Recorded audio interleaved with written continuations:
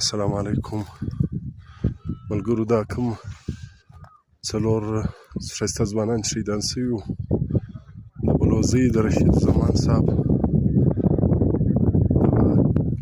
د جنازې منځ یې اوسو. دا یې هدیره ده، په زرو انسانان پکښې دي. دا د بلوزۍ په هدیره کې پټوي، د علاقې والا ګردو راغلي. دا شهید رشید زمان صاحب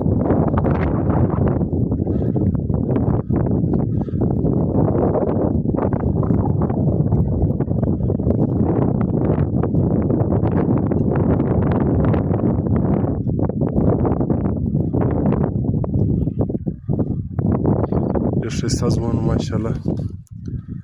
په څلورو سره شهادت الله قبول کړي، د جنت الفردوس نصیب کړي.